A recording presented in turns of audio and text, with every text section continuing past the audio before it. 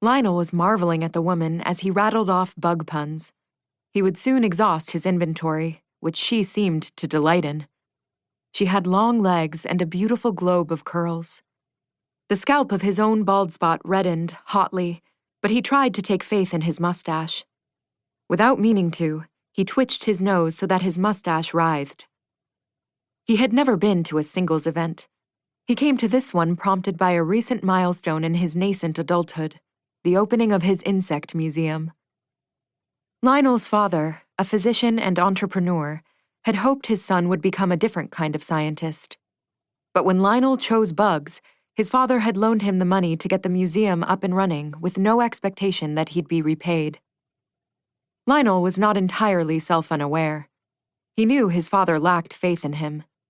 But he was also relentlessly optimistic about his newest endeavor, as with most aspects of his life. He'd had no reason not to be. Good things had happened, and so they could keep on happening. When he pictured the future, Lionel saw himself as he hoped he would be. That was, presenting tarantulas to squeamish 6-year-olds, pinning perhaps his 100th exotic butterfly to the exotic butterfly wall, turning his passion into a living. How lucky he was. But while he loved his critters, he was mostly convinced that they did not love him back and never would. He did not blame them for this. They were incapable. But he did not want to be, in that future he was certain he'd grow into, alone with his unrequited bug love. What he needed, he had thought, pleased with his knack for wordplay, was a love bug. He'd lost the thread of what the woman was saying. He had been too preoccupied by her legs and her hair and his own reminiscing, and, anyway, what did she do for work? He had just asked her that. Damn. It was some kind of scientist, right? So, where is your office?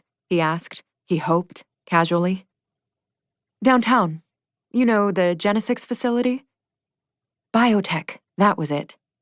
Genesix Labs was one of the 3 biotech companies that had recently built outposts in the city. None had publicly shared what they were developing.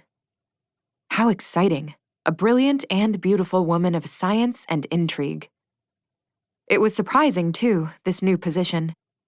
She went on to tell Lionel that she had not been expecting the job offer. Biotech, she explained, was not her field of study. No, he said. No. Her doctorate was in paleobiology. That's a funny change, Lionel acknowledged.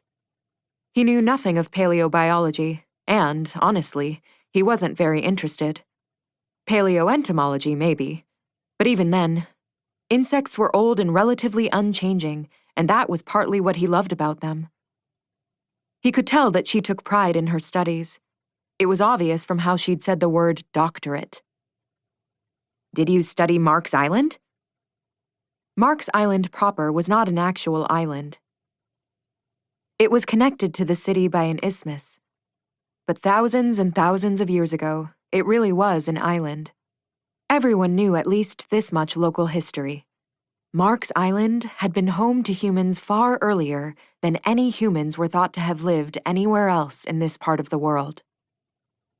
It was the focus of my research, she said. The ancient tribe? Well, the whole ancient ecosystem, she said. But I won't bore you. She looked at him. Not yet. I wasn't always a bug guy myself, Lionel said. My first love was astrophysics. It's strange sometimes, the paths life takes us to. Before Lionel learned to see the universe in an anthill, he'd seen the universe solely in the universe itself.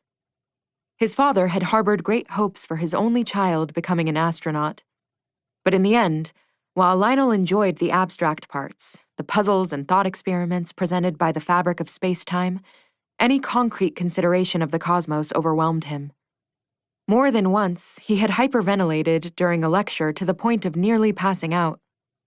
He couldn't bear how small he was. Infinitesimal.